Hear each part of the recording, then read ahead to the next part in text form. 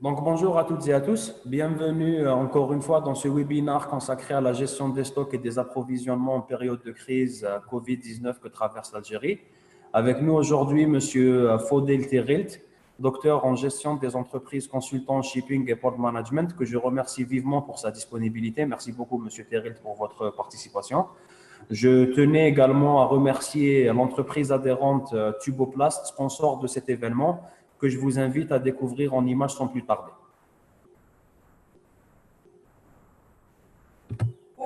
Assistance. Fondée en 1966, la société Citap Tuboplast a pris sa dimension industrielle en 1973. Après sa prise en charge par M. Toumi Messaoud Mustafa, cumulant plus de 50 années d'expérience dans la transformation des matières plastiques en tenant compte de l'évolution des besoins du marché national.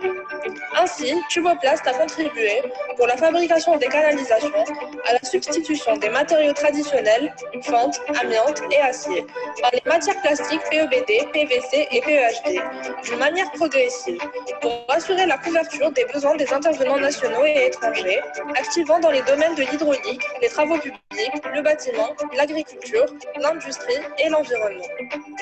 Très consciente du développement soutenu du marché des canalisations plastiques en Algérie, les clients sont devenus si exigeants que seuls les professionnels sauront maintenir leur part de marché.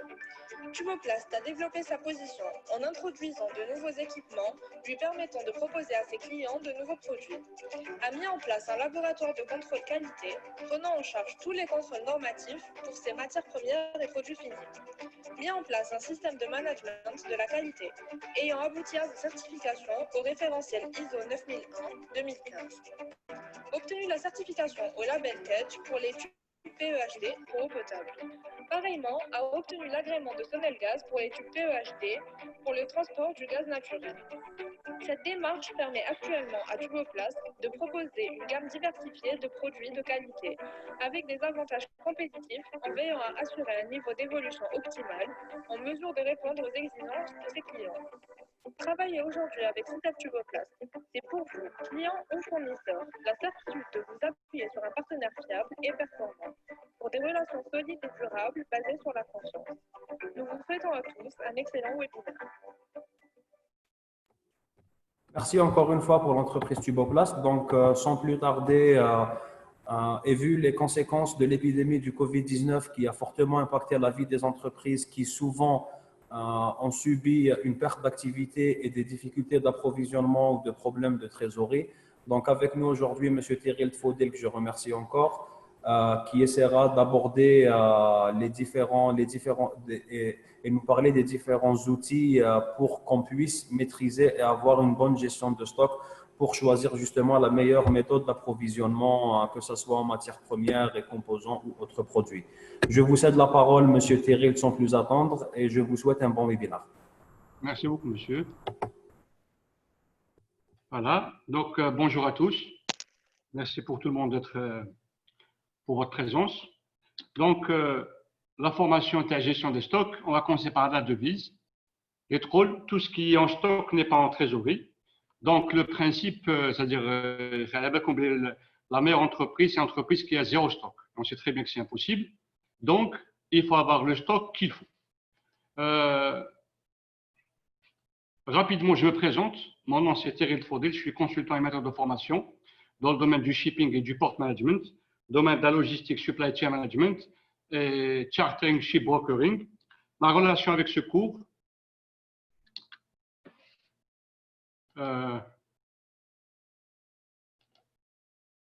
voilà, c'est que je travaille beaucoup pour le shipping, c'est-à-dire tout ce qui est transport international. Je travaille avec un club aussi, ICS, International Charter and Ship Broker Association. C'est un club de traders à Londres. Donc, chaque matin, on achète et on vend des matières premières de la bourse. Et chaque matin, on achète et on vend du transport international. Et bien sûr, on s'occupe de la partie supply chain, c'est-à-dire tout ce qui est logistique, et bien sûr la partie stock, surtout stock. Je suis en même temps expert maritime, je suis en même temps commandant de bord pour la marine marchande et docteur en gestion à l'université.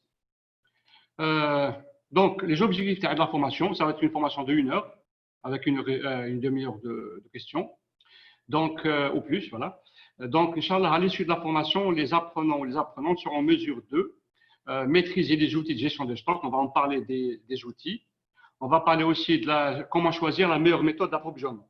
Parce que donc, a dit que la période de Covid, c'est vraiment le plus important, le principe des stocks. L'objectif général, ce qu'on va dire, le contenu de cette formation, c'est optimiser votre gestion de stock afin de rebondir en période de crise. Donc, l'objectif général, c'est beaucoup plus avoir les concepts et méthodes nécessaires pour comprendre les différentes techniques de gestion des stocks. Ce qu'on va voir, faire une introduction rapide. On va parler beaucoup plus de coûts, etc., de logistique. On va parler comment on peut définir une politique de gestion de stock, un tableau de bord, ce qu'on appelle les indicateurs de gestion de stock, et les méthodes d'appro, avec une synthèse, bien sûr. En introduction, il faut savoir, faire de la période Covid ou la période de crise, il faut savoir, maintenant, beaucoup d'entreprises ont beaucoup de problèmes, surtout de trésorerie, et aussi, bien sûr, de fournisseurs, approvisionnement, etc. Donc, la chose la plus importante, enfin, on a beaucoup de choses à faire. On peut transformer le stock en notre meilleur allié parce que le stock coûte cher. On peut optimiser les ventes, ça c'est le travail des vendeurs et des commerciaux. On peut remettre en cause nos méthodes d'approvisionnement et le cours va se baser beaucoup plus sur ça. C'est les méthodes d'approvisionnement.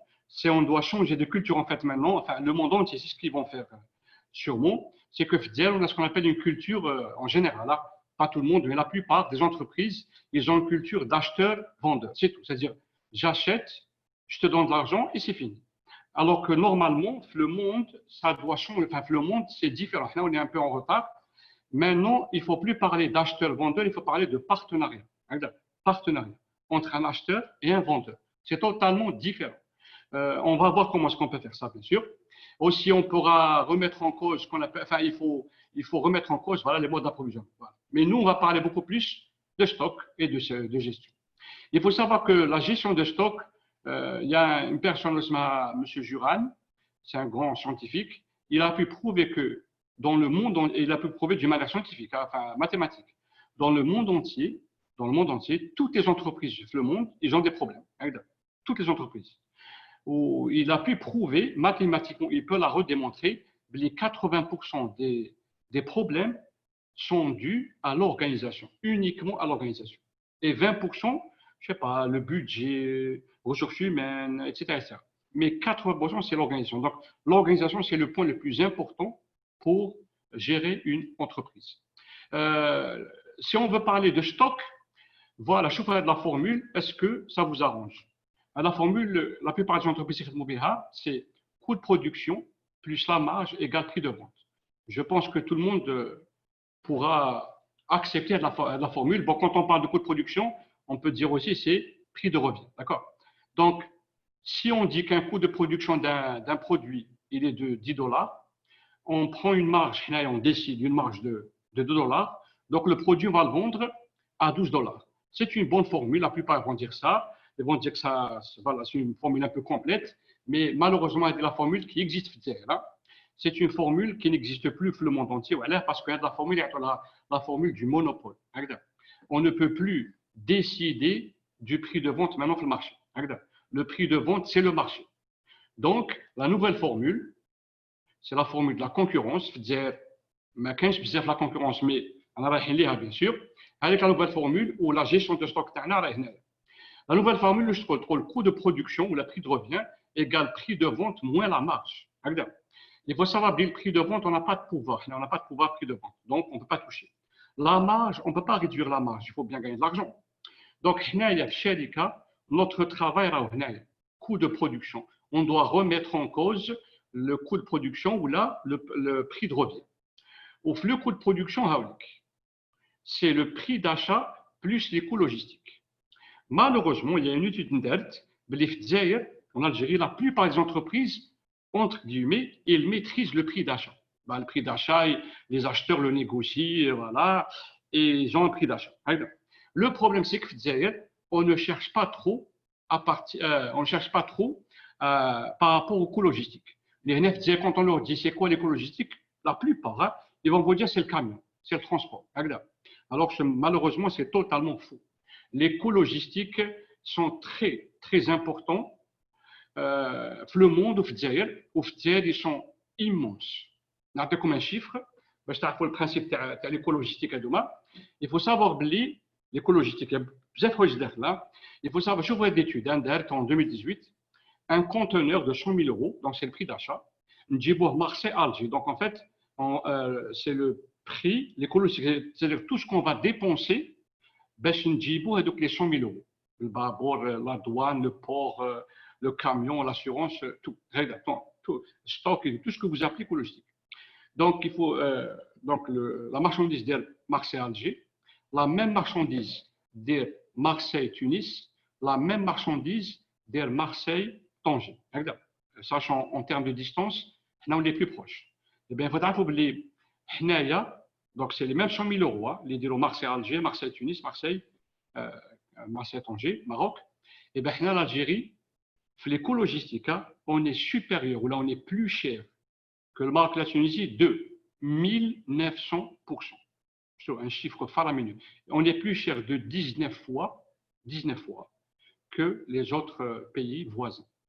Voilà, parce qu'en fait, on ne maîtrise pas l'écologistique, on ne les maîtrise pas du tout. 1900%, c'est énorme. On a peut-être comme un petit exemple, un conteneur, le prix du transport, on va dire, garder la caméra logistique, un prix du transport Marseille-Tunis, ça coûte 200 euros. Marseille-Tanger, ça coûte 150 euros. Marseille-Alger, ça coûte 1200 euros. Bon, bien sûr, pour une entreprise qui ne négocie pas, qui n'a pas de volume, etc. Donc, je dois dire chiffres, ils sont faramineux. L'écologistique. Vous allez me dire pourquoi est-ce que c'est aussi cher que ça, mais le marché, on ne voit pas ça. C'est-à-dire, on ne le voit pas, ou là, on ne le ressent pas, ou là, personne n'en parle et tout. Eh bien, il faut savoir, voilà, parce que l'écologistique, malheureusement, ils sont dissous ou les dilués dans à peu près, chaque année, entre 40, donc 60, mais on va dire 40 milliards de dollars de subventions. Chaque année, il y a 40 milliards de dollars de subventions où les écologistiques sont dilués les 40 milliards de dollars, malheureusement. Donc, c'est pour ça que on n'en parle pas beaucoup. On n'a pas fait beaucoup de formations. On n'a pas fait beaucoup de formations en termes de coûts logistiques, tout ce qui est logistique. Là, parce que on n'a pas beaucoup de concurrence d'ailleurs, tout est nouveau, mais l'écologistique, si on doit réduire les coûts maintenant, le Covid et tout ce qui se passe dans le monde, c'est où tout le monde doit se retourner et chercher les coûts l'écologistique qui sont très chers. Au l'écologistique, il y a le transport. On te fait les chiffres, c'est un bon chiffre pour une entreprise en bonne santé, mais c'est algérien. Donc, les postes budget logistiques les plus importants, c'est le transport et le stock. Le transport ne coûte pas cher, parce que le monde de transport, c'est le budget le plus important de transport, c'est le carburant. Le carburant, il n'est pas très cher. Donc, on va dire que le transport, normalement, il n'est pas très cher. Bon, c'est relatif, mais c'est le stock. Eh bien, il faut oublier, on a fait une étude, en 2018, sur ce qu'on appelle le coût du stock. Même quand on parle aux gens, les entreprises, où là, je vous pose la question, Thomas, est-ce que les comptables, ou le contrôle de gestion, ou les responsables supply chain ou la logistique, les coûts que vous avez l'habitude de chercher, de calculer, est-ce que c'est plutôt ce qu'on appelle les coûts de stock? Mais c'est la valeur en stock, les coûts en stock, les coûts de stockage.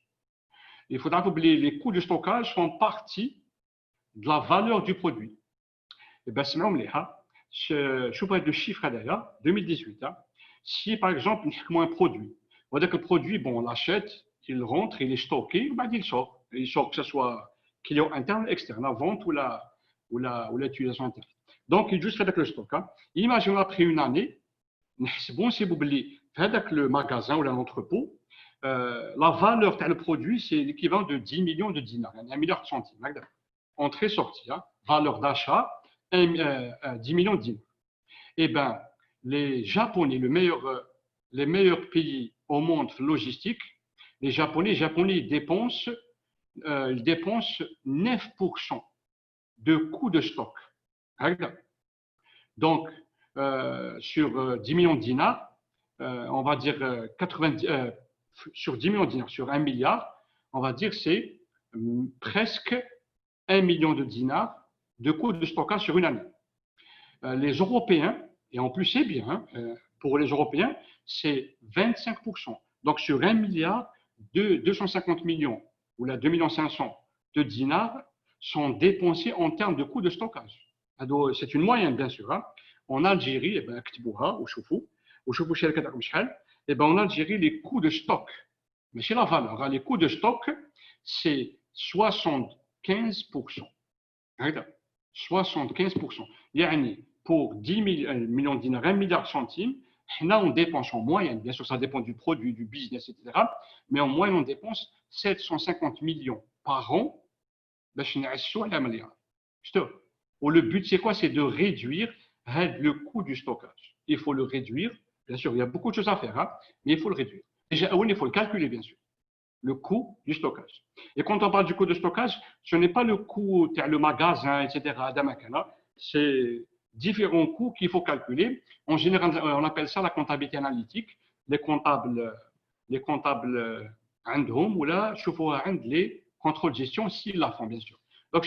Donc, le but, c'est de réduire le coût du stock. Comment? On va le voir. Mais l'essentiel, le stock, il coûte très, très, très cher. Il coûte très, très cher.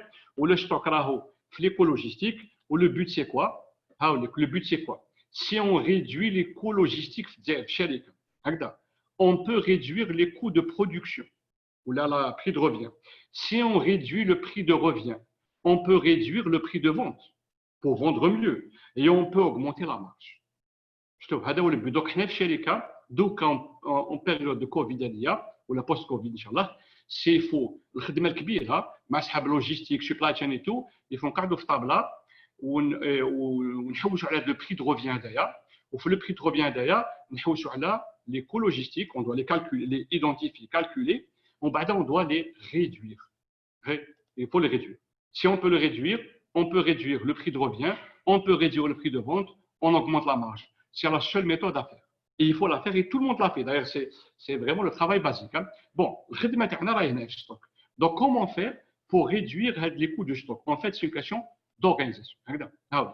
Il faudra que le stock fait partie de la logistique, où il y a 3 types de logistique chez Qu'est-ce qu'on appelle la logistique interne? C'est tout ce qui est planification, contrôle des opérations, entre tout ce qui rentre et ce qui sort. On va dans ce qu'on appelle une logistique externe. C'est tout ce qui concerne appro, distribution, ou là ce qu'on appelle import-export. C'est la logistique externe. Bon, bien sûr, on a ce qu'on appelle c'est la logistique inverse. La logistique inverse, en fait, c'est quoi? C'est la logistique de recyclage, la logistique de retour en cas de service après-vente, etc. Donc, ces 3 types de logistique, pourquoi ils existent? Ils existent pour avoir le bon stock au bon moment. Et maintenant, il faut que les gens comprennent que le centre de gravité, c'est le stock. Donc, il ne faut pas avoir beaucoup de stock, on aura un surcoût. Il ne faut pas avoir aussi un sous-stock, on va aller en rupture. Donc, le but, c'est ça. Il faut donner de l'importance au stock.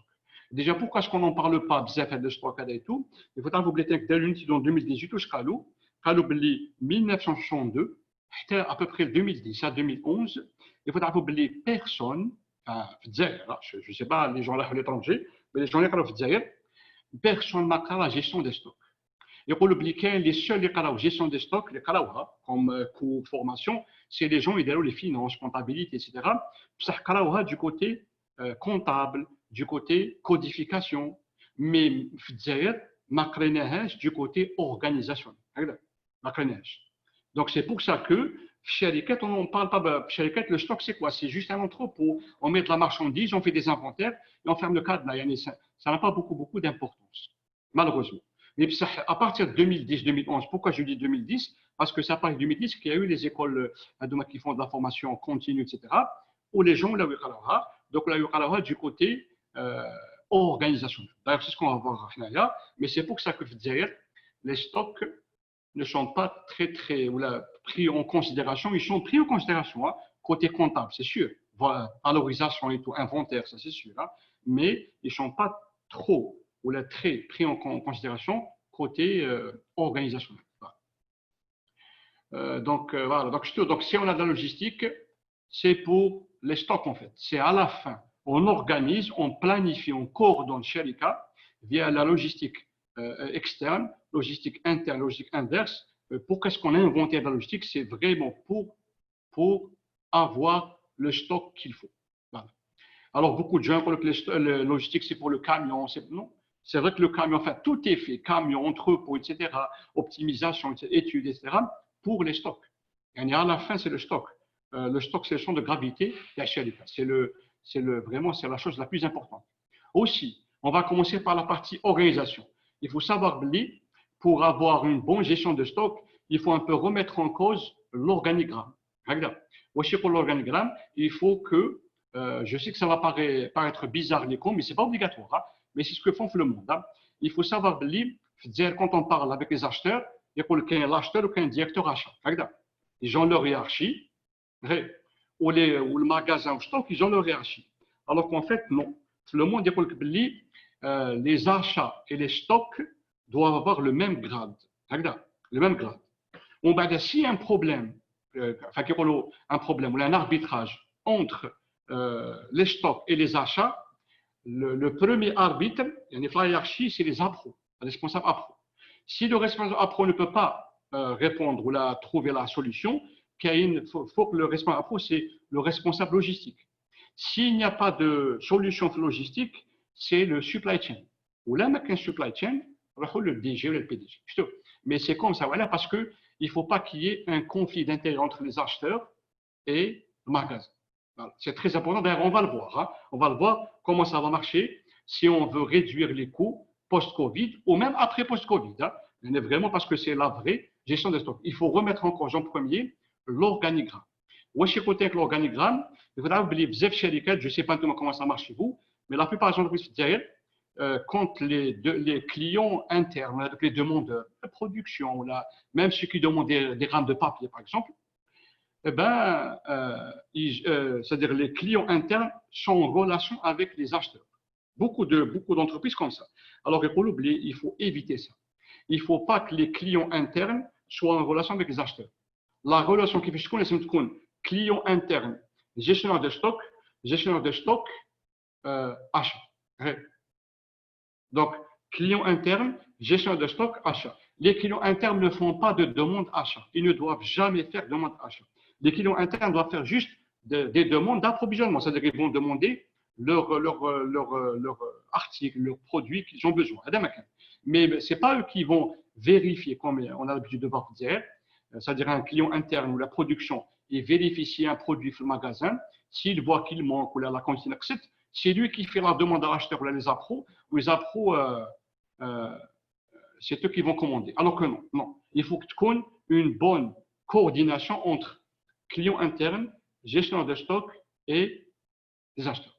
Il faut remettre en cause l'organigramme et comment ça doit marcher. C'est post-Covid, donc il faudra faire une chose qui est un peu nouvelle, peut-être ou là, elle est faite juste à moitié, c'est ce qu'on appelle les prévisions. Mais des prévisions un peu sérieuses qui fait, il faut que tous les demandeurs internes envoient leurs prévisions de consommation annuelle de tous leurs produits. Hein. Je sais que c'est un peu compliqué, mais il faut commencer. Il faut toujours commencer, il faut voir l'historique. Il faut commencer par faire des prévisions, chaque client interne, où les prévisions, il les donne à qui? Il ne va pas les donner aux acheteurs, il les donne au gestionnaire de stock. Où c'est le gestionnaire de stock qui prend les prévisions, consommation annuelle de chaque article, et il a des calculs à faire. Il doit, c'est le gestionnaire de stock, c'est lui qui envoie les commandes ou qui ordonne à l'acheteur, ou là aux appros, on va le voir après, d'acheter. Voilà. Donc, pour un peu optimiser, il faut remettre en cause l'organisation. Il ne faut pas que dès qu'un client interne a un manque d'un article, il va directement les acheteurs et il dit je veux ça. Non, il ne faut pas que ça soit comme ça. Il faut des prévisions. Bon, les prévisions, on peut les affiner, bien sûr. Hein, mais si on fait ça début de l'année, on va être là, on les affine chaque mois, chaque 2 mois. Là, il faut des prévisions. Donc, première des choses pour l'optimisation, il faut remettre en cause l'organisation de l'entreprise. Et c'est quoi l'organisation? C'est la relation entre tous les clients internes avec le gestionnaire de stock, avec les acheteurs et les appros. Donc, il ne faut pas qu'il y ait de contact direct entre clients internes, acheteurs ou l'appro. Tout doit passer par le gestionnaire de stock. Voilà. Donc, c'est l'organisation.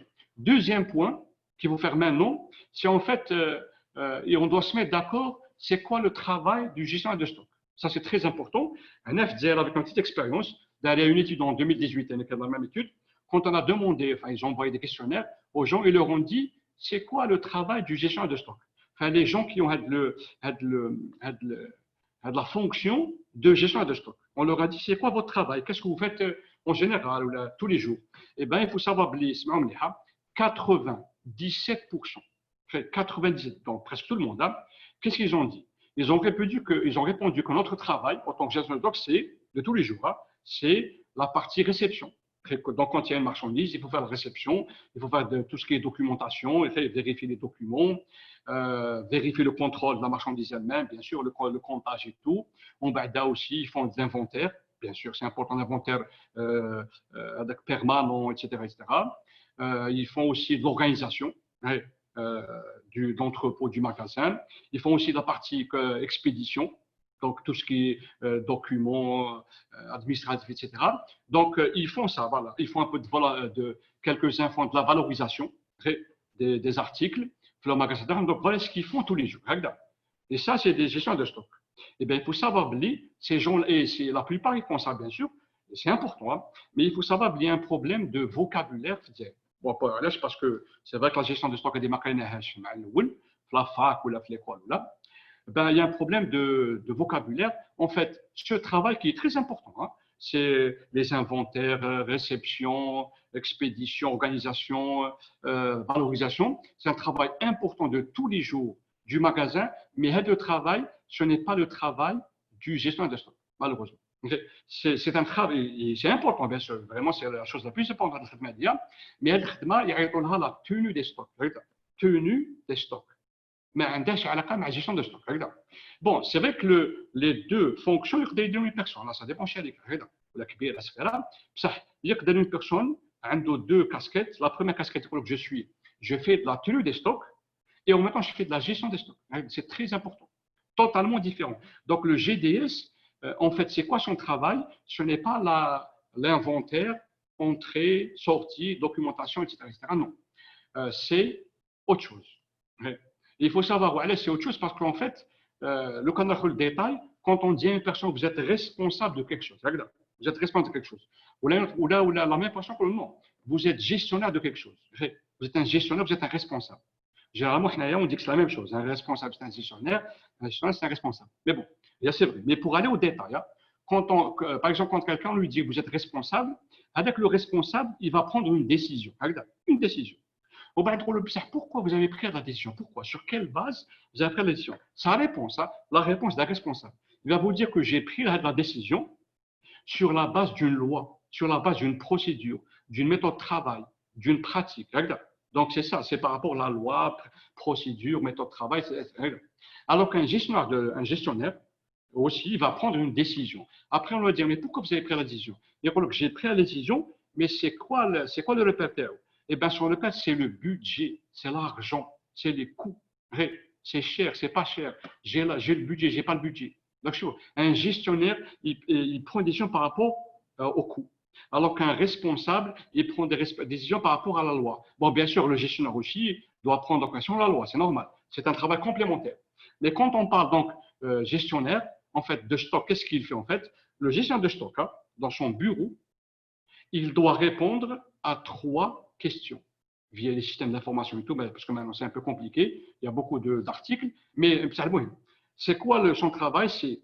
Son travail, c'est de répondre à la première question, c'est quoi? Donc, c'est le nom de l'article, c'est le code.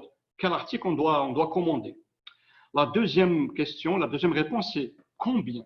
Combien est-ce qu'il doit commander avec l'article? La troisième question, c'est quand je ramène l'article. Voilà. En fait, gestion des stocks, c'est ça. C'est quoi, combien, quand. Et ce travail, il le fait tous les jours pour tous les articles. Ou même, en fait, la période Covid et post-Covid, c'est ce qu'on doit faire. C'est quoi, combien et quand. On doit répondre à ces 3 questions. C'est le travail du GT. C'est très, très important. Et grâce à ces 3 questions, donc ces 3 réponses, le gestionnaire de stock, qu'est-ce qu'il va faire en fait? Bien sûr, pas tout seul, il doit le faire en coordination avec les acheteurs appro. Je ne sais pas ce que vous avez l'habitude de faire comme ce qu'on appelle un budget appro. Un budget appro. Sûrement. Mais le budget appro, je connais des lots. Quand les finances, et les acheteurs. En fait, non.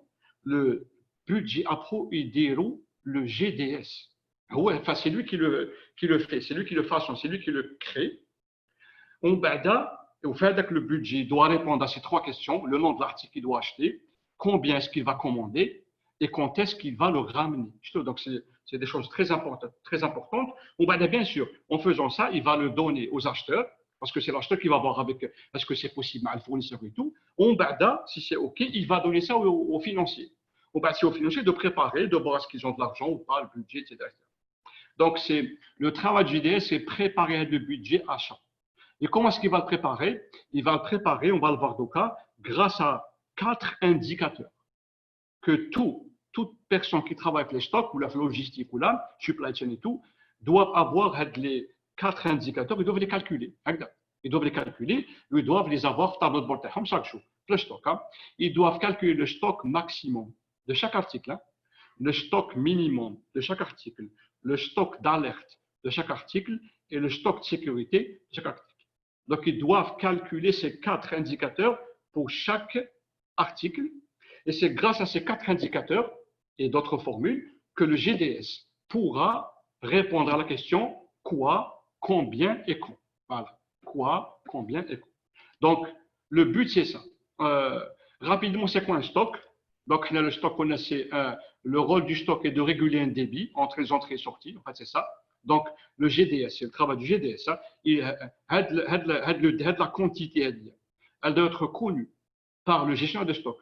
Il y a la quantité, ni bziada sur stock, ni sous stock.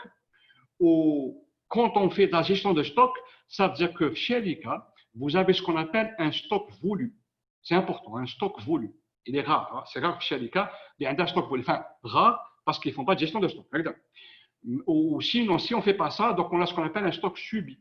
Un stock subi, ça veut dire qu'on a fait un magasin, on va, je ne sais pas, quelqu'un a commandé, un client interne, les acheteurs, une marchandise dit, on va aller les gestionnaires de stock, les responsables de magasin, c'est quoi leur travail? Ils vont faire que ce qu'on appelle gestion de l'espace. Moi, qui dit la marchandise, il faut que c'est la place. Combien ça coûte, quantité, ce n'est pas important. Alors que si on veut réduire les coûts, et surtout à la période, c'est vraiment aller vers ce qu'on appelle un stock voulu. C'est un stock subi. Voilà. Donc, c'est quoi un stock? C'est une quantité d'articles gardés en réserve pour un usage ultérieur. Il y a différents stocks. Vous avez différents indicateurs. C'est vraiment c'est la base, à la base de gestion de stock. C'est le stock minimum qu'il faut le calculer pour chaque article. C'est quoi un stock minimum? Un stock minimum, c'est un article. On va calculer par les statistiques, les prévisions, l'historique, etc. On va voir la consommation moyenne journalière de chaque article. Quand je dis moyenne, ça veut dire qu'elle n'est pas linéaire. Donc, c'est une quantité, un stock moyen. Enfin, je veux dire une consommation moyenne qui n'est pas linéaire, mais là, on va calculer les statistiques ou l'historique. C'est la consommation moyenne journalière par jour. Donc, on a avec la consommation moyenne. On va dire c'est simple parce que le travail de la gestion des stocks, on doit le faire en coordination avec les financiers, mais surtout avec les acheteurs. On va dire l'acheteur, il faut savoir bien il va négocier avec le fournisseur. On a ce qu'on appelle un délai de livraison que l'acheteur va négocier avec le fournisseur. C'est quoi un délai de livraison? La livraison, c'est de faire le bon de commande. C'est quoi le délai de livraison? Fait le délai de mise à disposition et la livraison, le transport, etc. En plus, tout ce qui est douane, tout ce qui est voilà, on doit calculer un délai, on appelle ça le délai de réapprovisionnement. On doit le calculer. À la bonne époque, il y a des problèmes dans le transit time, dans le bahar, dans le port, dans la douane, etc. Mais l'expérience, l'historique, on prend tout ça en considération et on calcule ça et on pourra avoir un stock minimum. On doit le calculer pour chaque article. C'est quoi un stock? C'est une quantité.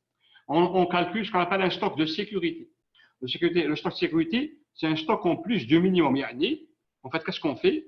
qu'il y a plusieurs formules qu'on peut calculer pour calculer. Bon, c'est vrai qu'on n'a pas le temps peut-être pour le calculer, mais moi, il y a plusieurs méthodes scientifiques simples. Maintenant, c'est des formules Excel, la simple.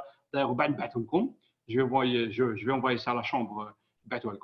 Donc, stock sécurisé, c'est quoi? C'est un stock en plus du minimum. Yani, si le délai normal d'approvisionnement n'est pas respecté, pour X raison, on doit calculer une quantité le temps que le camion ou le bateau arrive. C'est un stock, on peut calculer de stock de sécurité. On ne le consomme pas, mais on consomme le stock dans le cas où il y a un problème. Mais ça, on doit le calculer toujours. Pour chaque article, un de stock de sécurité. Ou c'est quoi? C'est toujours la consommation moyenne journalière multipliée par le retard maximal possible avec le fournisseur. Par expérience, on négocie avec les acheteurs, les historiques, etc. Le troisième indicateur, c'est le stock d'alerte. Le stock d'alerte, c'est quoi? C'est un stock minimum plus de sécurité.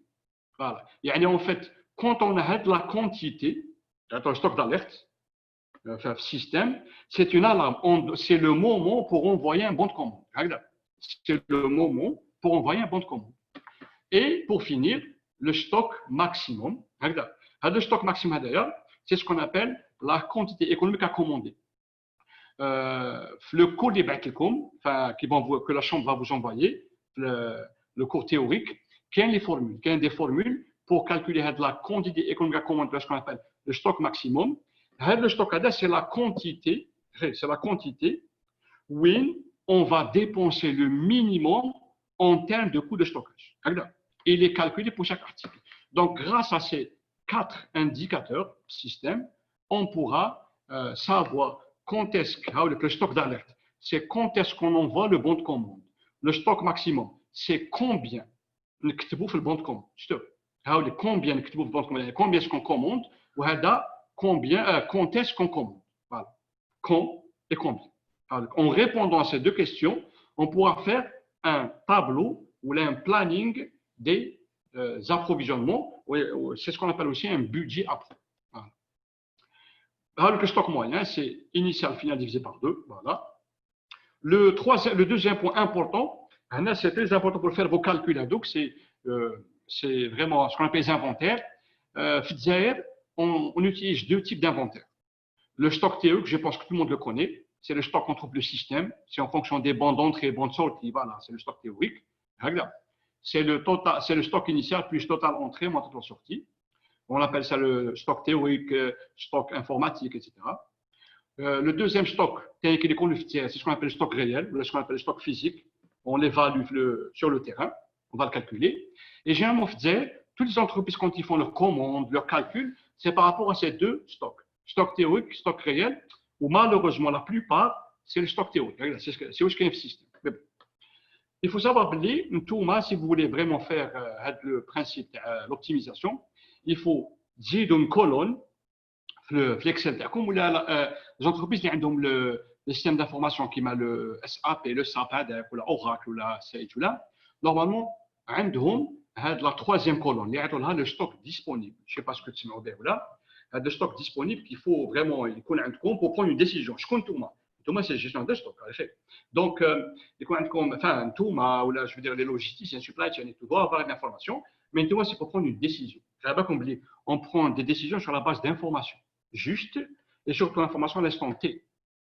Donc, stock disponible, c'est quoi? En fait, imaginons que nous, notre système, comme stock théorique 100.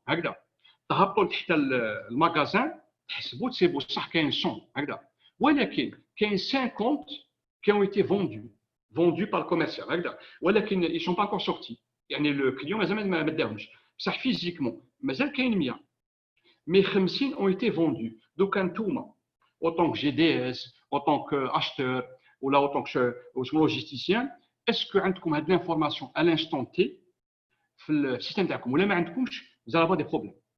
Vous savez que le réel, vous ne pouvez faire vos calculs qu'à rapport à 50. Parce que 50 ont été vendus. Pardon. Ou la 50, c'est ce qu'on appelle un stock réservé. Donc, très bien, un stock de réserve, très bien. Donc, pour les entreprises qui ont ça, donc, grâce à ça, quand vous faites une commande réelle, vous allez vos prévisions vont être par rapport au stock disponible, pas par rapport au stock réel. Donc, le stock disponible, c'est le stock réel ou le physique, moins les sorties prévisionnelles, bien sûr. Beaucoup d'entreprises, c'est-à-dire les vendeurs, comptabilité et les magasiniers, ils sont pas connectés. Donc, si les vendeurs prennent une décision, est-ce que le magasin, vous êtes au courant? C'est bien. Pour ceux qui m'ont répondu blé, vous avez ce qu'on appelle le stock en réserve, et bien, c'est une information importante. Voilà. Et le dernier type de stock, c'est ce qu'on appelle le stock virtuel. C'est une quatrième colonne. C'est quoi le virtuel? En fait, c'est le disponible, en fait.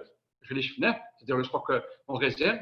Ou c'est le stock qui est moins le réservé, bien sûr, parce que le disponible, mais c'est le réservé, plus ce qui est en cours. Ça veut dire quoi? Ça veut dire qu'un tourma, vous avez une marchandise, vous avez des articles, ils sont en train d'être dédouanés, sûr.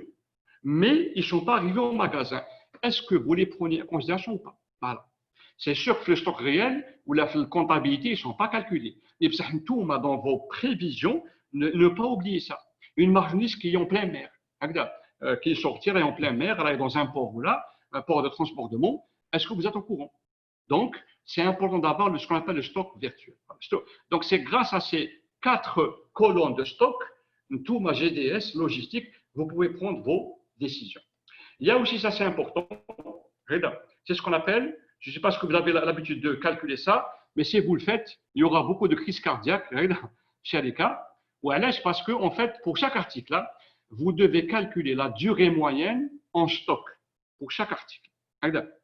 Avec la formule, si vous le faites et vous allez trouver la durée moyenne en stock, c'est à vous de la décider à ce qu'on appelle les délais de rapprovisionnement. Mais si vous ramenez une marchandise, les trolls, on va dire 9 mois pour qu'elle soit consommée, c'est qu'un problème. Bon, sauf pour les articles introuvables, très critiques et tout, donc on n'en parle pas. Mais généralement, c'est grâce à ces indicateurs qu'on peut dire qu'on est en train de faire une bonne gestion ou pas, ou là où il y a des problèmes. D'ailleurs, c'est la durée moyenne en stock que vous allez trouver, par exemple, beaucoup de stocks stock mort. D'ailleurs, même côté légal, la dernière fois que les collecteurs et bien, côté légal, c'est important. Il faut d'abord oublier imaginons que vous avez une marchandise qui a été commandée par production. Donc, tu auras la commande et tout, vous avez un compte l'inventaire, ou avec la marchandise, a une date de péremption, ou là, ce qu'on appelle date limite de consommation, ou la date limite d'utilisation optimale. Donc, on a de la date, donc je ne sais pas ce que c'est obligatoire pour vous de l'inscrire. Pour les magazines, hein, beaucoup d'entreprises ne le font pas, c'est une erreur, hein, il faut le faire. On va imaginons donc avec la marchandise dans le magasin, et pour X raisons, hein, la production ne l'ont pas utilisé. Ils n'ont pas utilisé. On va dans l'inventaire, fin d'année ou là, inventaire l'année ou là, une grande quantité elle a été périmée. Donc, il faudra oublier, ou à la fin de l'année, il y a le commissaire en compte sur le café. Oui, par exemple, sur le café, c'est vrai. Mais il faut que chaque produit ait une DLC ou une DLUO, eh ben, il faudra l'écrire. Regarde, système intercom. Donc, imagine qu'on fait la fin d'année, avec l'inventaire, il dit commissaire en compte. Ou par exemple, c'est une quantité de marchandises qui a une valeur, mais pour X raison, elle est périmée, donc on ne peut pas l'utiliser. Donc, voilà, on va demander au commissaire en compte, باش يخرجها من المغازان marchandises avariées ou la périmée, ce qui est faisable. Donc, c'est vrai que ça dépend de la valeur. Mais quand on a des conseils de compte, il faut que non, je n'accepte pas. Ou alors, parce que pour moi, surtout si la marchandise a été importée en devise, il peut dire ça. Le transfert ici de devise. Faites sortir de l'argent, marchandise djibouha, et vous ne l'utilisez pas. Bon, c'est la faute à qui? Eh bien, je vous me l'ai légalement. C'est vrai que c'est les productions qui n'ont pas utilisé, c'est eux qui l'ont commandé, la quantité, etc. Et c'est eux qui n'ont pas utilisé pour X raison. Normalement, c'est eux. C'est leur produit, ils ne l'ont pas utilisé. Eh bien non. Il faut oublier tout, vous êtes responsable. Les gestions de stock, enfin les responsables de stock, GDS, ça dépend de l'organisation, mais c'est les responsables de stock. Vous êtes responsable de ça. Et qu'est-ce que vous devez faire? C'est pour dégager la responsabilité, qui m'appelle le ballon, l'autre côté, pour dégager votre responsabilité, vous devez تكتبوا في سيستم ولا اللي عندهم système d'information ولا في Excel ولا, et vous devez avoir des alarmes. Par exemple, dès qu'il reste 3 ou 4 mois avant la péremption, vous devez envoyer des emails, laisser une trace au client interne et lui dire votre marchandise est etc. Mais dans 4 mois, elle va être périmée. Même s'il n'a pas répondu, c'est son problème. Hein. Vous devez refaire ça 2 fois. 2 fois. Vous devez lui envoyer les emails. Vous êtes totalement clean. Mais vous devez faire ça parce que, bon, ce n'est pas tous les jours qu'il y a des problèmes. Hein, mais malheureusement, j'ai vu des entreprises filières, ils ont eu un gros stock, une grosse somme d'argent stock périmé. Et ben, le commissaire compte n'a pas voulu signer. Et ils ont créé beaucoup de problèmes. Bien sûr, pour eux, c'était le production, etc. Et bien, c'est les gens du magasin. C'est les gens du magasin qui ont eu des problèmes. D'abord, c'est vrai que c'était un cas, donc, il faut vraiment se préparer à ça. Donc, c'est grâce à ça, pourquoi vous faites tout mal calcul? Parce que quand vous allez avoir des consommations un peu anormales, vous avez ce qu'on appelle le droit de regard. Le droit de regard, les clients internes, pourquoi est-ce qu'il y a une nouvelle commande? Voilà. Parce qu'il faut une bonne coordination entre toute la chaîne. Donc, avec les indicateurs pour que les gestion de stock doivent gérer ça. Donc, on a fonction de stock, c'est suivi du stock, c'est inventaire, procédure d'entrée, procédure de sortie, valorisation, organisation, ou gestion de stock. Donc, la gestion de stock, c'est ça. C'est grâce aux indicateurs stock maximum, minimum, alerte et sécurité, plus les 4 types de stock ou l'inventaire, stock réel, physique, disponible et virtuel. Donc, c'est grâce à ces indicateurs que vous devez faire des calculs pour optimiser. Je vous dis les stocks coûtent cher. Il est admis qu'ils coûtent chaque année en moyenne 15 à 25% de valeur. Dans les pays européens, c'est une moyenne. Hein? 75% de la valeur. C'est beaucoup d'argent. Et si on optimise ou là on réduit le coût qui est facile, hein? Bon, je ne pense pas que le coût 25%. Bon, le coût c'est magnifique. Hein? Ça, le coût 75, le 50 ou le 40 ou le 30, ça te connaît, c'est beaucoup d'argent, c'est des milliards par an. Enfin, c'est quoi? C'est du cash flow, c'est du liquide, c'est de la trésorerie. Donc, votre travail, c'est quoi? C'est préparer, les acheteurs, les financiers, un budget. Il faut compliquer beaucoup de budget de production commerciale et tout. Budget achat. Vous devez préparer tout le budget achat. Bien sûr, mais vous devez le préparer. Budget achat. Ou c'est quoi le budget achat? Il faut savoir que les Fidjaïr, c'est une critique de 2018, je ne sais pas ce que ça te là. Quand vous achetez des articles de l'étranger, surtout l'Asie, bon, même l'Europe, hein, quand les acheteurs, c'est les acheteurs logistiques, quand ils négocient, ils collent le délai de mise à disposition. Mais c'est le délai de livraison. Les livraisons fait le etc. Bon, donc c'est des délais, en fait, même si on long, mais entre guillemets, la Chine, c'est 40 jours ou 38 jours, plus le port, plus le transbordement. Entre guillemets, on a une idée, grosso modo, qui change bien sûr, mais on a une idée. Mais je parle mise à disposition. Le bon de commande, le temps est préparé, c'est là. Parce que là, il fait le magasin de production là, il y a on va dire que tu as l'étape transport, le port, camion, etc. Donc, je parle de la mise à disposition. Eh bien, l'étude où je trouve, l'Algérie, on n'est pas les seuls, mais on est parmi les pays où on a les délais de mise à disposition les plus longs au monde. يعني je ne sais pas, يعني تروح تقول له فوالا هذيك البون كوموند يقول لك اصبر عليا 3 mois, 2 mois. هكذا 2 mois باش نوجد لك سلعه ومن بعد زيد عليها لا بارتي ترونسبور هكذا لوجيستيك. Et ben, où beaucoup de gens se sont résignés à ça, c'est ça, c'est les délais, c'est 2 mois plus.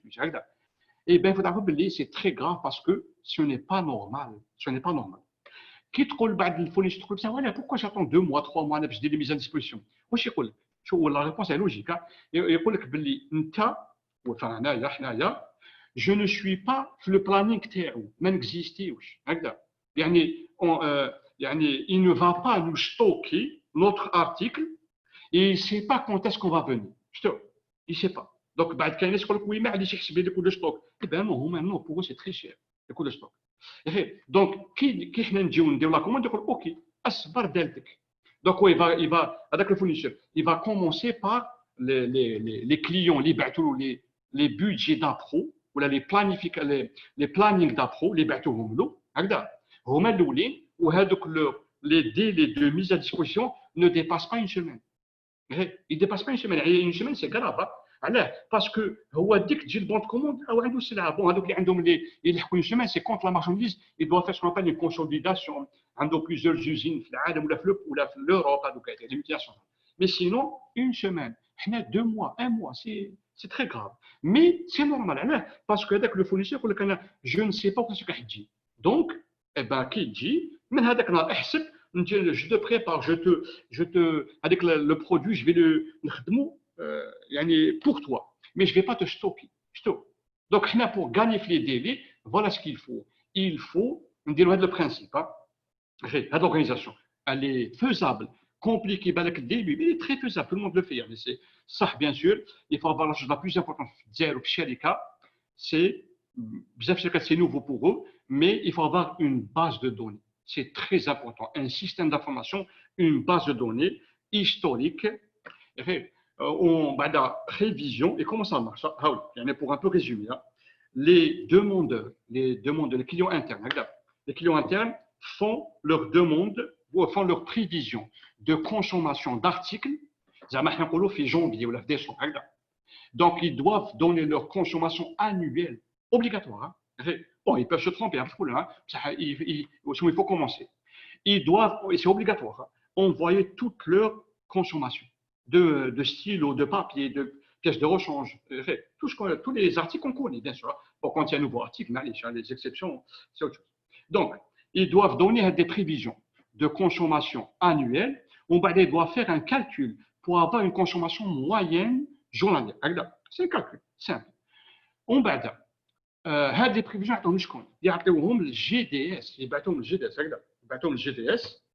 On va le GDS, système via un logiciel gestion des stocks ou le fichier Excel. On va mettre la chambre. J'ai un petit simulateur, fichier Excel, faire les formules. Vous pouvez calculer ça pour chaque article, ce qu'on appelle le stock, enfin le principe de gestion de stock. Donc, il fait des calculs. On va via les quantités, le GDS va calculer pour chaque mois. Bon, quand je dis mois, en fait, c'est en fonction des délais d'appro. Chaque mois, chaque 15 jours, là, c'est vrai qu'on n'a pas le temps, on peut faire des exercices. Donc, il fait un calcul, il fait un planning sur toute l'année. Et qu'est-ce qu'il va faire le planning plein d'informations, bien sûr. Mais les plus importantes, on fait un planning par article, il combien il va commander. Combien. Et quand est-ce qu'il va commander. Combien et quand.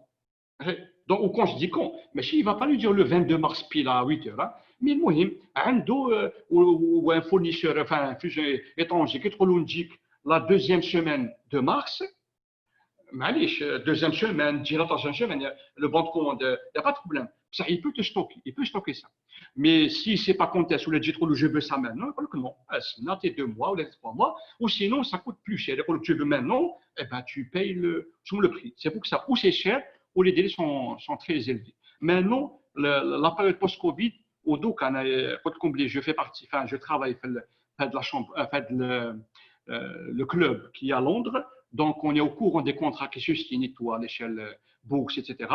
Et ben enfin maintenant juste avant la plupart des entreprises ou surtout les Marocains tunisiens et ben ils ont déjà tous envoyé leur planning ils ont envoyé voilà donc ils ont déjà préparé leur planning, ils les ont envoyés aux fournisseurs, ou bien sûr, bon, ça a commencé, ça a dit qu'il y a le temps de préparer, les protocoles de protocole sanitaire chez les catégories, ils préparent les produits, mais ils vont commencer par qui? Par ces gens-là, par les gens qui envoient les plannings. Parce que la commande là est kbira, donc il ne va pas, il dit, je veux maintenant, mais maintenant, non, je ne suis pas prêt, mais la quantité. Donc on sera toujours les derniers. Et ça va nous coûter cher. Même si on va en retard, je sais ce qu'on va faire. La plupart des entreprises algériennes vont commander plus qu'il en faut. C'est normal, ils vont commander une consommation de 2 mois, ils disent 9 mois, parce que je ne sais pas ce qui va se passer, etc.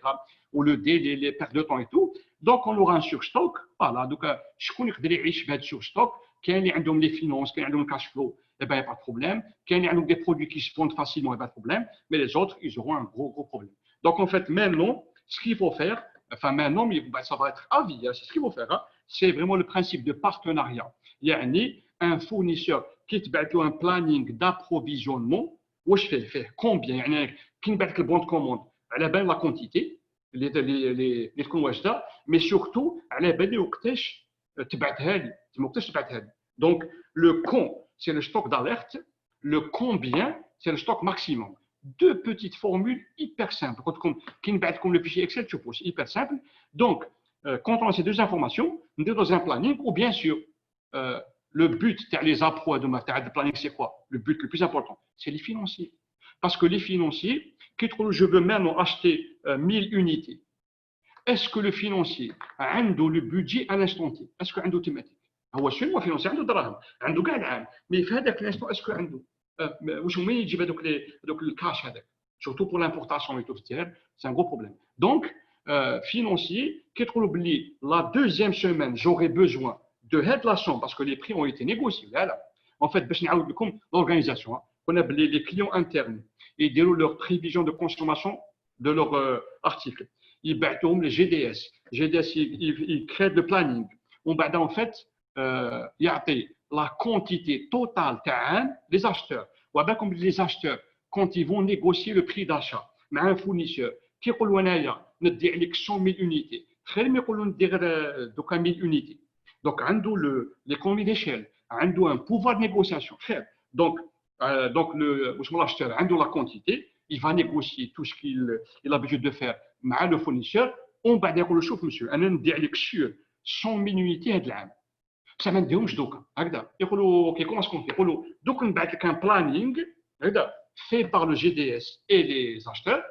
وهذاك البلانينغ وبعد هو يشوف يقول فوالا في هذا لو موا ولا شاك 15 جور المهم en fonction de la consommation parce que bien sûr هاد des chiffres عندهم une relation مع les ventes bien sûr c'est وهذوك les prévisions de consommation تاع les clients internes ils sont en fonction des prévisions de vente bien sûr donc c'est toute la chaîne انا je parle que de la partie stock هكذا المهم donc هذاك le fournisseur aura un planning des appros voilà le financier aura les budgets, parce que les petits budgets, donc il pourra les préparer. Dans 2 semaines, il va avoir un bon de commande à peu près.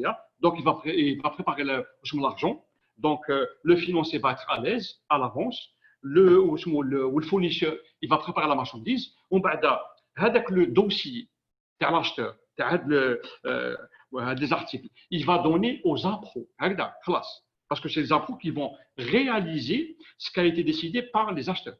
En général, il y a la bonne organisation. Comment est-ce qu'on fait? Les clients internes ne vont plus demander à acheter. Le client interne, il dit GD sur l'eau. Tu me donnes ma marchandise, mes articles, ma quantité. Donc, les clients internes ne vont pas chercher. Ce n'est pas le problème. Il dit donne-moi mes articles, quantité. Il dit, on va tout le monde consomme. On va c'est au GDS, cadre le magasin, via les stocks d'alerte, stock millions de sécurité, chaque fois qu'il y a un stock de sécurité, il y a une alarme, parce qu'il y a des inventaires physiques, ou la théorique, ils vont mieux physique. C'est le même. Chaque fois, les sorties, inventaires, dès qu'il y a le stock d'alerte pour chaque article, c'est le GDS, il bat une demande d'achat aux appros, où il y a le combien ou le con, c'est quoi? C'est qui bat le bon de commande? C'est le stock d'alerte. Oui, il y a un stock maximum. Il y a le bon de commande, enfin la demande, on va être aux appros d'envoyer le bon de commande.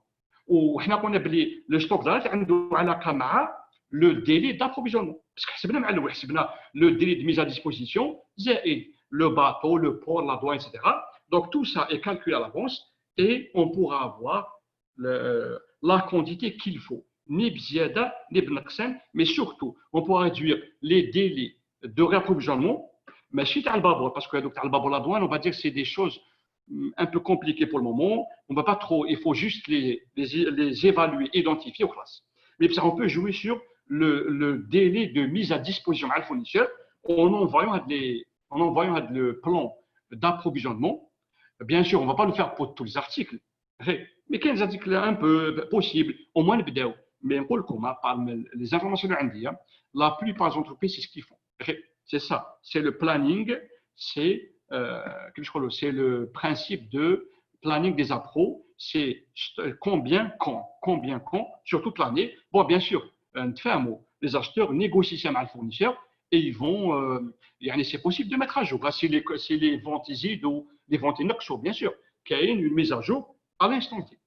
On bat le fournisseur. Le moyen, il faut avoir le planning, il faut avoir le principe de partenariat avec le fournisseur, où les gestionnaires de stock auront la quantité qu'il faut, ni plus surcoût, ni moins, donc pénurie. Voilà. C'est vraiment le principe. Quand on parle rapidement des coûts de stock, c'est les coûts avant d'arriver aux exercices. C'est les coûts que vous devez calculer. En fait, nous avons deux coûts en tant que GDS. Bon, je connais les comme c'est les comptables, contrôle de gestion. C'est le coût de lancement et le coût de possession. Mais je n'en ai pas le temps pour les détailler, c'est ce qu'il faut. Voilà. Le principe TERCOM, c'est avoir le coût total, c'est avoir un minimum de coût. Avec le principe, c'est quoi? Si on peut résumer le coût maximum, ou là, le combien, c'est vraiment ça, c'est de la formule, c'est le graphe de la mathématique, le coût de passation et le coût de possession. C'est vrai qu'on n'a pas le temps de les détailler, on aura ça. Donc, la quantité, c'est ce qu'on appelle le combien, c'est le stock maximum. Et pourquoi la quantité? C'est la quantité qu'on va écrire sur le bon de commande chaque fois. Parce que via le calcul en dinars, le vert c'est l'addition des deux courbes, le vert c'est ça. Si je commande plus, le coût du stockage va être élevé. Si je commande moins, le coût du stockage va être élevé. Donc, si je commande de la quantité, bon, quand je dis quantité, c'est une tangente, on peut un peu augmenter. C'est de la quantité. Grâce à ça, on aura le meilleur coût de stockage le magasin internet pour l'article. Ça, c'est le stock maximum. C'est le stock d'alerte. Et on fait le calcul rapidement via fichier Excel. Il va nous donner le planning. On aura combien et quand. Pour chaque article, bon, on n'est pas obligé de faire pour la nation 1000 articles, c'est un peu compliqué. Mais on pourra peut-être faire ça la prochaine fois. Les magasins, ils ont la formule ou la méthode, ABC, ou la Pareto, ou la 20-80. C'est une méthode qui va nous donner la priorité des priorités. Et c'est grâce à cette méthode, elle va nous donner les articles les plus importants par rapport à nous, sur le magasin internet, ou les articles, c'est que je vais appliquer, par exemple, gestion des stocks, le détail, indicateur de gestion, etc. Ou le baquet, ça va être comme d'habitude. Mais le principe, c'est que si il y a les 20%, ou ce qu'on appelle les A, B, C, ou les 20% des articles, de la méthode, eh ben, on pourra économiser beaucoup d'argent. Voilà. Bien sûr, donc avec le post-Covid, c'est ça. C'est faire un arbitrage entre les coûts de rupture. Donc, Djibril, je suis à rupture, c'est pas ce qu'on veut. Ou là, les coûts de gestion. C'est ce qu'on appelle le coût de stockage, de passation et de possession. Donc, en fait, c'est ça. C'est ne pas avoir ni beaucoup de stock, ni moins de stock. D'ailleurs, le principe de notre cours, c'est ça. Alors, on sait quand commander combien et quoi, bien sûr. Avec le principe du cours, alors, comme chez les cas, et vous devez faire un arbitrage sur le magasin, gestion de stock. Je connais faire un djibou 100 unités chaque semaine, commandé, ou là, un djibou 400 unités chaque mois, chaque 4 semaines. Voilà. Donc, je sais que il y a un débat. Quand je préfère un djib 100, petite quantité. Ça veut dire que non. 100, ça veut dire que un djib 4 camions. Donc, je vais payer le voyage, par exemple. Là, alors que je vais payer juste un seul voyage. Mais en fait, c'est vrai qu'on n'a pas de réponse en arrière. Mais en fait, on doit faire le coût du stockage. Ou je dois dire avec le graphe, avec le vert. C'est où qu'on a le candidat 400. Combien ça va nous coûter en dinars? Le candidat 100. on va essayer de côté en dinar et on va choisir le coût le plus bas. Ou c'est avec le coût, les coûts est-ce qu'il vaut mieux faire une commande 400 chaque mois ou la 100 chaque. Donc en fait, gestion de stock, le post-Covid, c'est ce que vous devez faire tous les jours pour chaque article. Enfin, quand je dis tous les jours, on met une fois le calcul et puis c'est tout. Voilà. Voilà, donc c'est la même chose. Le but, c'est, c'est-à-dire, voilà, le principe d'ailleurs, c'est ça. C'est le CTD, c'est la quantité économique. C'est le stock maximum. Ou le vert, c'est le coût total. Et si on commande 400, ça va nous coûter, c'est le coût optimal. Si on commande 100, eh ben, ça va nous coûter plus cher. Donc, là, on va commander 400. Et en fait, même le manager, le DG ou les managers, quand vous allez dire, voilà, l'article, on va commander 400, ou allège. Mais je dis parce que, les 400, scientifiquement, bon, on peut ajouter un peu, c'est-à-dire, vous avez une réponse scientifique et, que je crois, logique, parce que maintenant, il faut tout calculer. C'est la comptabilité analytique, ça coûte beaucoup, beaucoup, beaucoup d'argent.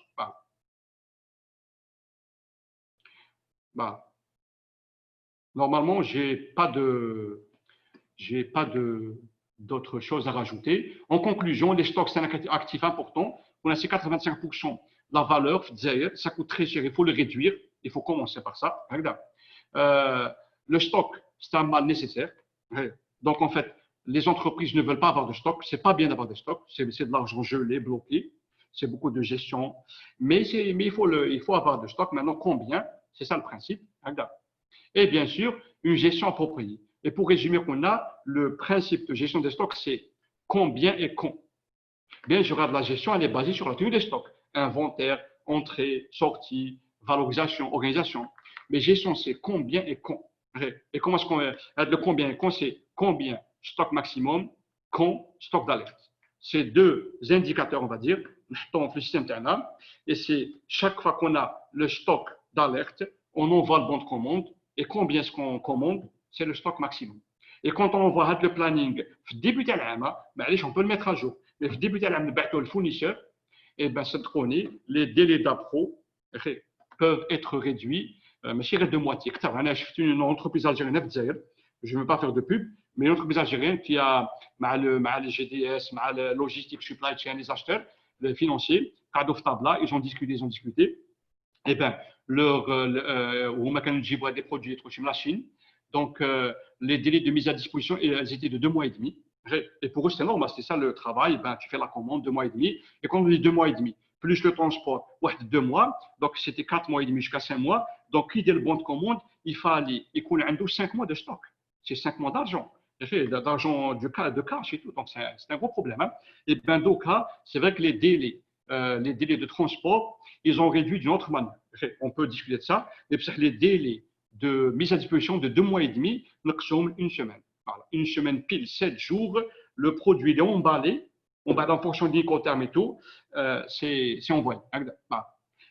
Au juste, ils ont réduit le délai de transport, bateau entre ports, etc.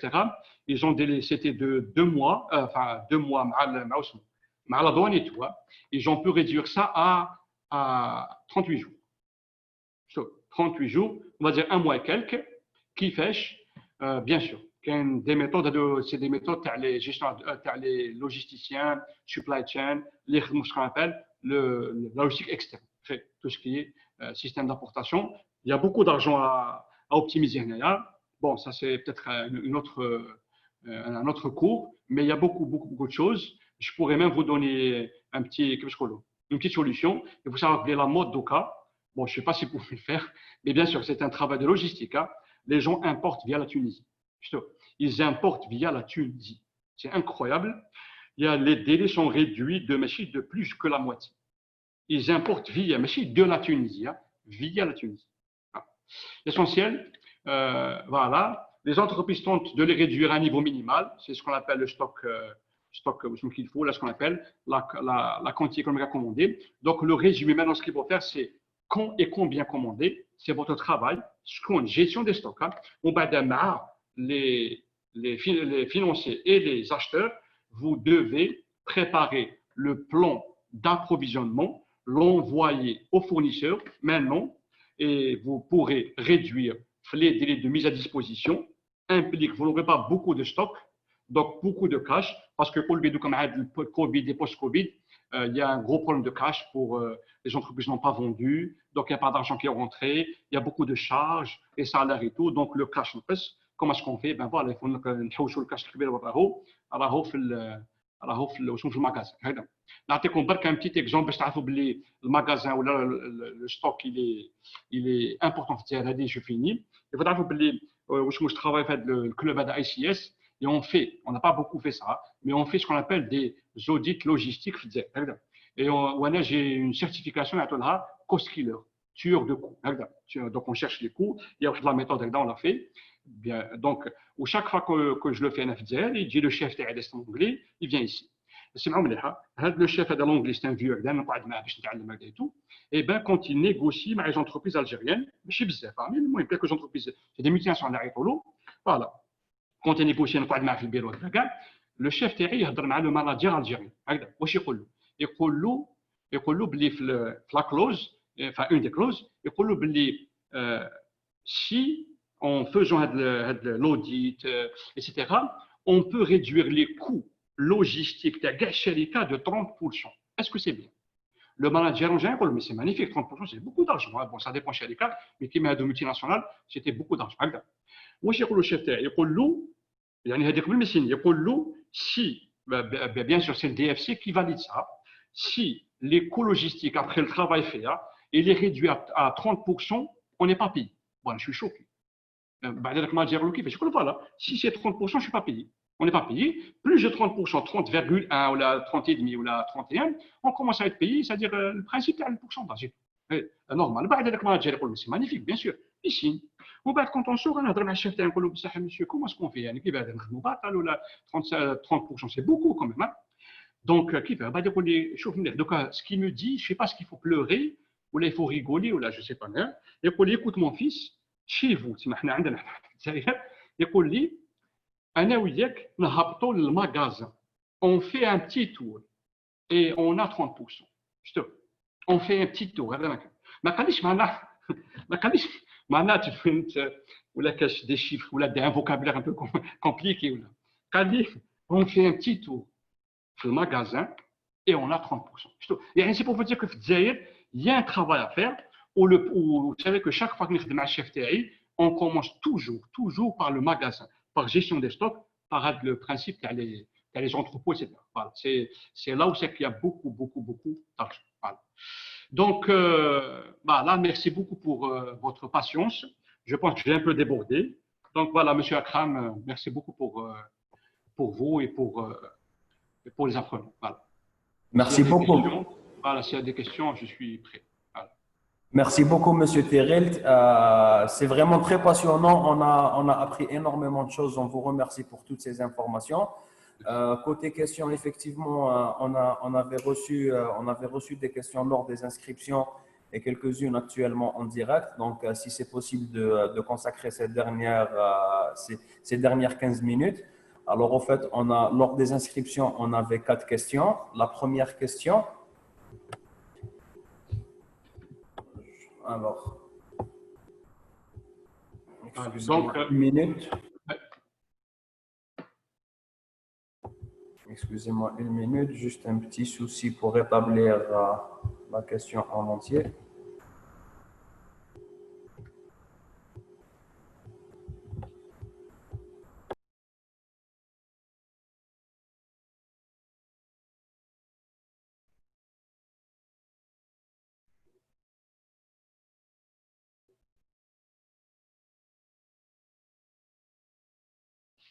On s'excuse pour le petit souci technique.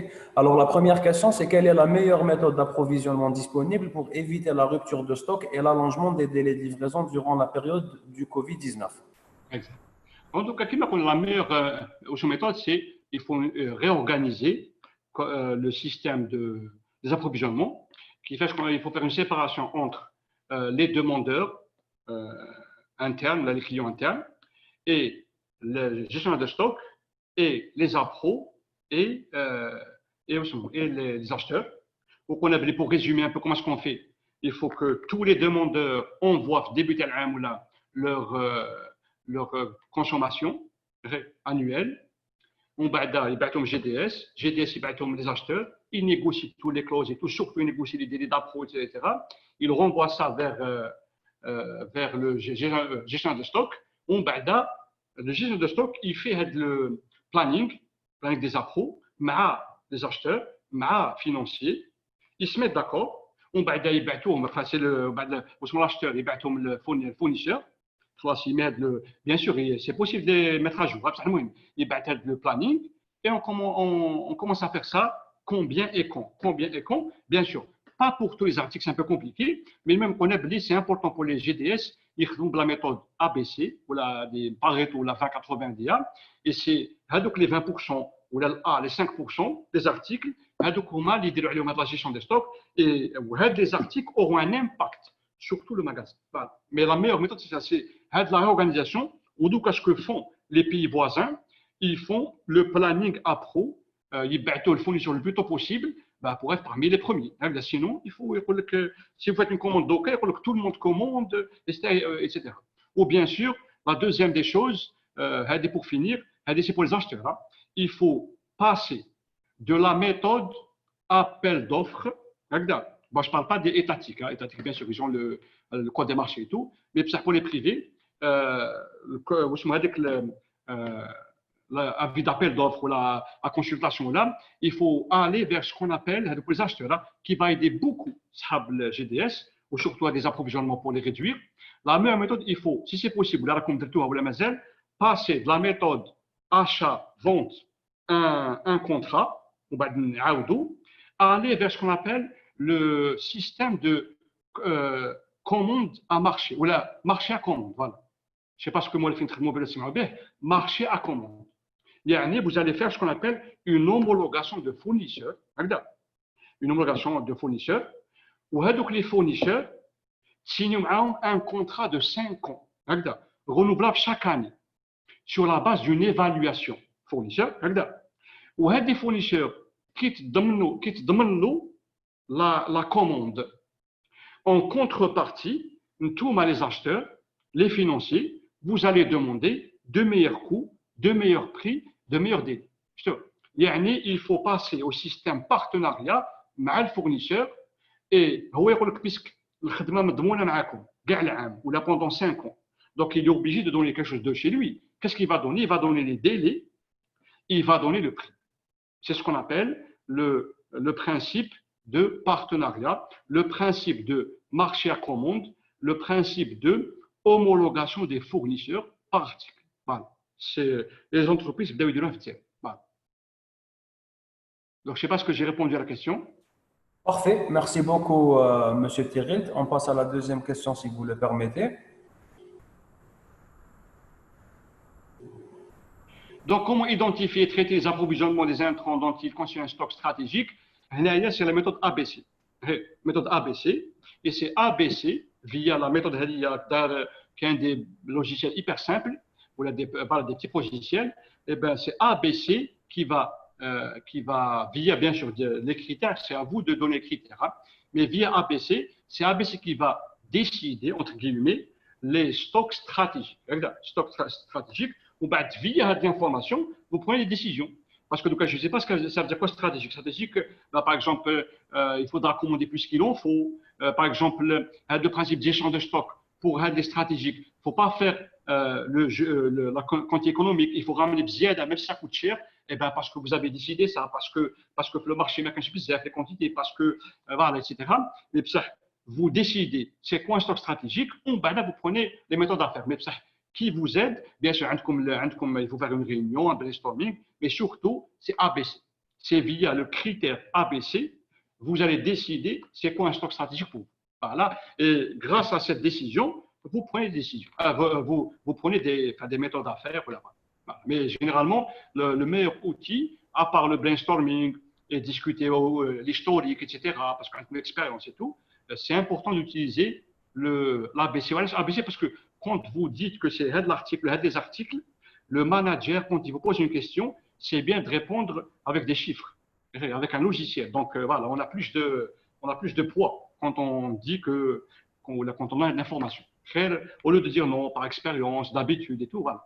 Il vaut mieux utiliser ABC. D'ailleurs, l'outil le plus utilisé entre les GDS في العالم, c'est ABC. D'ailleurs, ou la Pareto ou la 20-80. D'ailleurs, tout le monde, quand on parle de ABC, c'est l'outil des magasiniers, des gestions de stock. Donc, c'est faux. C'est faux. C'est un outil, on peut l'utiliser partout, le management, les finances, partout. Mais les gestionnaires de stock sont connus parce que c'est grâce à ABC ou la de Pareto qu'on prend des décisions.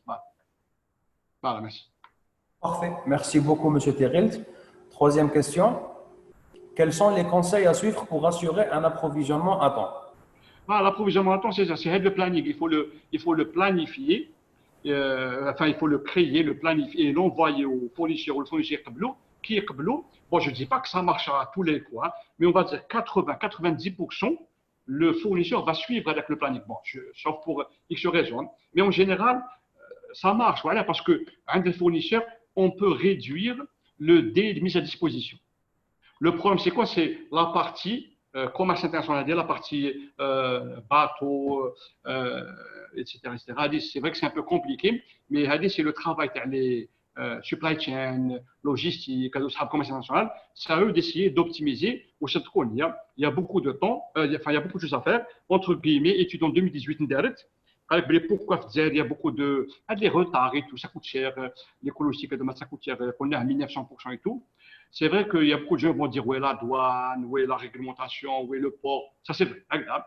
Mais au Sabo, c'est même les chiffres, 72% des problèmes sur le commerce international sont dus aux opérateurs économiques.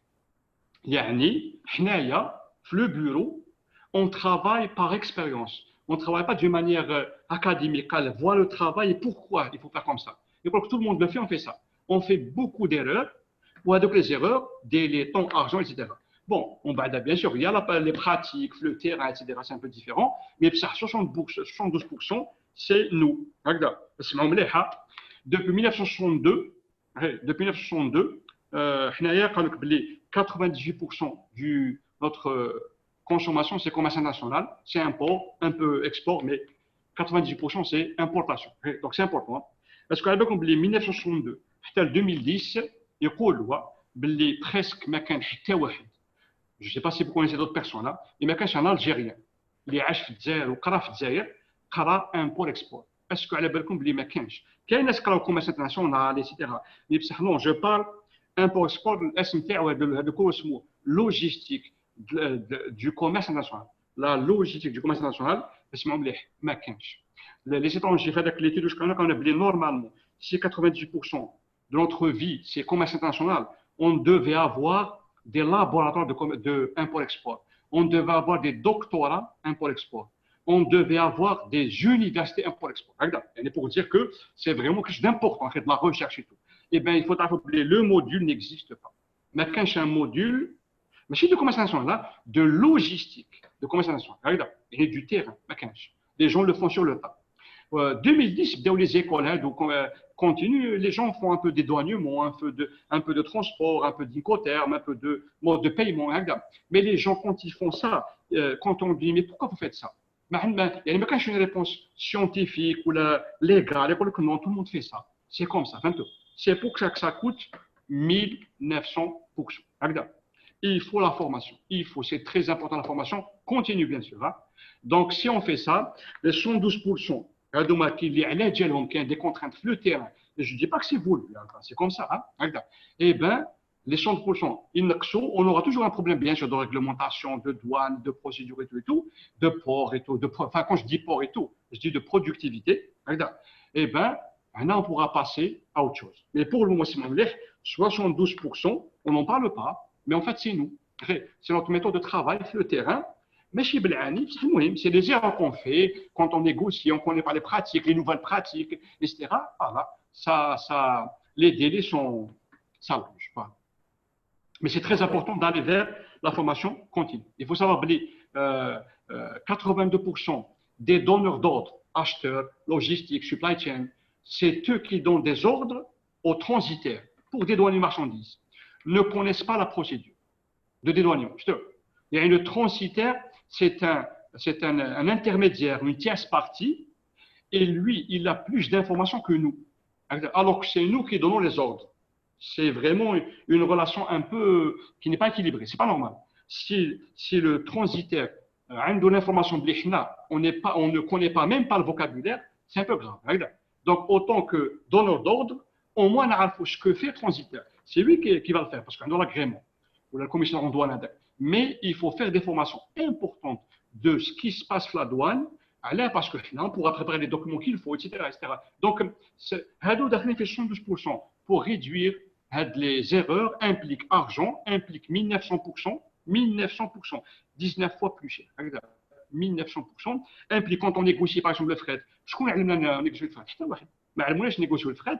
Donc, un conteneur 1200%, c'est grave. Mais c'est ça le prix. Alors qu'en Tunisie, c'est 200 €. Je veux dire 1200 € pour nous, 200 € pour les Tunisiens. Il y a un problème. Il faut se poser des questions.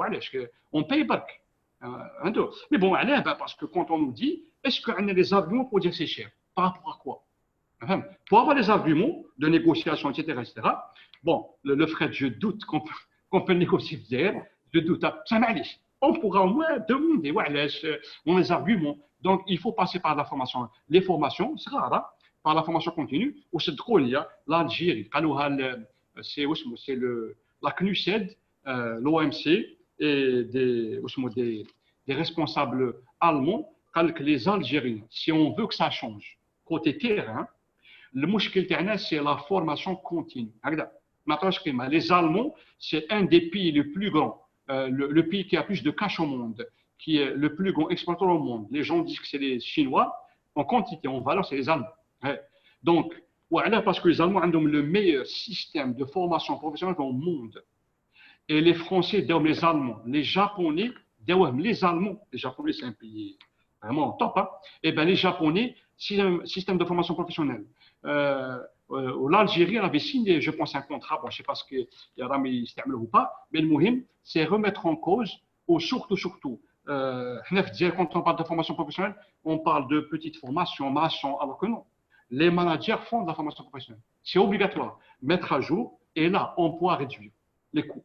Donc, les Algériens, pour qu'ils changent, on norme et tout, il faut passer par la formation professionnelle, il faut passer par la remise à niveau, de l'information, ou le bac c'est trop, ce n'est pas compliqué, c'est juste être au courant de ce qu'il faut faire et pourquoi.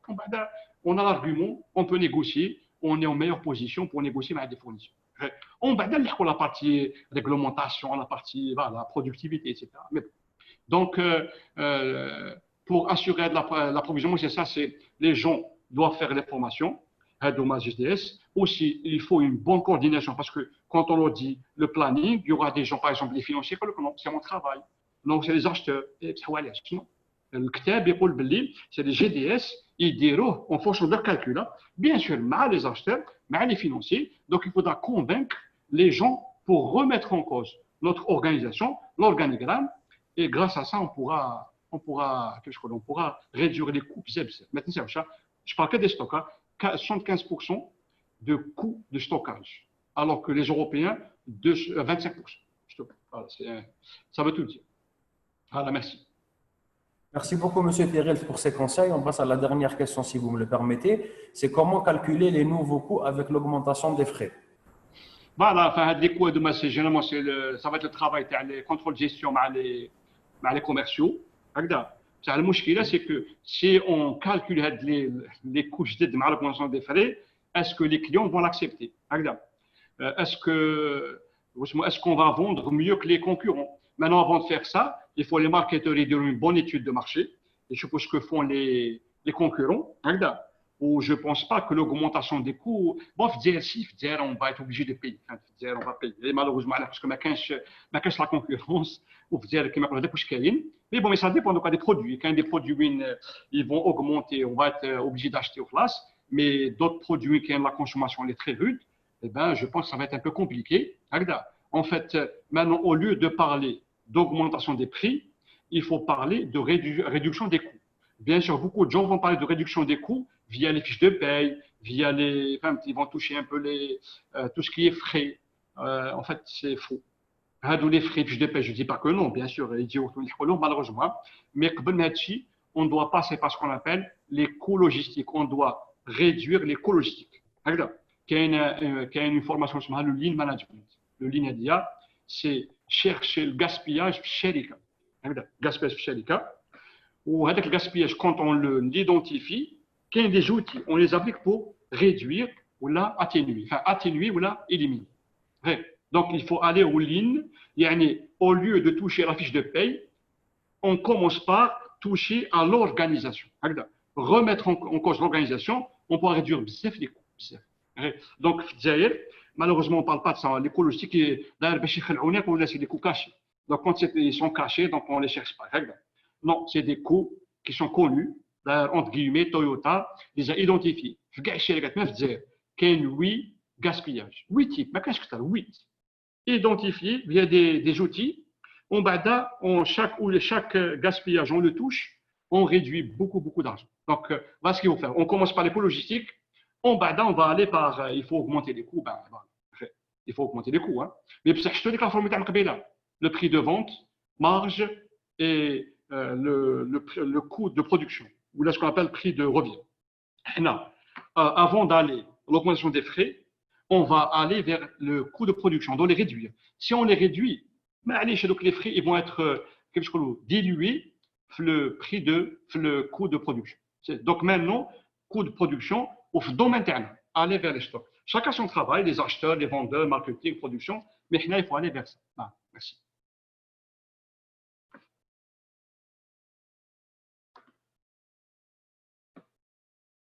Il n'y a pas de son.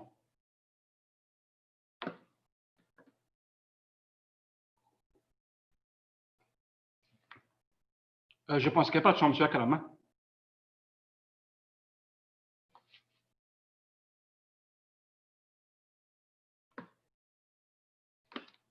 Allô, je ne sais pas si vous me recevez. Très bien, on vous entend. Parfait. Merci beaucoup pour tous ces éclaircissements et toutes ces informations, M. Thirilt. Alors, même si on dépasse un peu le créneau réservé, on a juste une dernière question qui a été posée par un participant. C'est juste d'avoir, si c'est possible, une définition du stock moyen. Stock moyen, c'est rapidement, c'est le stock initial moins le final divisé par 2. C'est comme ça, c'est simple. Et en fait, c'est moins, ce n'est pas la vraie consommation avec le stock, ce n'est pas la vraie. Parce que quand on fait ça, ça va être une droite. Non, mais c'est moyen. On prend en considération tous les stocks entre l'initial et le final. Et quand on va commencer à calculer une semaine ou une année, le stock moyen, c'est initial plus final divisé par 2. Et on aura un stock moyen.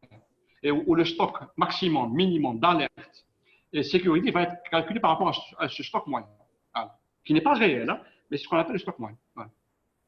Parfait. Merci beaucoup, M. Thirilt, d'avoir répondu présent. Merci pour toutes ces informations, encore une fois, qui vont nous être d'une grande aide pour justement passer ce cap. Merci à vous, chers participants, d'avoir répondu, avoir été aussi nombreux à répondre présent et à participer à notre webinaire. Merci également à l'entreprise adhérente Tuboplast pour son sponsoring pour cet événement. Je vous dis à très bientôt, Inch'Allah. Monsieur Thirilt, je vous cède le dernier mot. Merci beaucoup et au plaisir de vous revoir.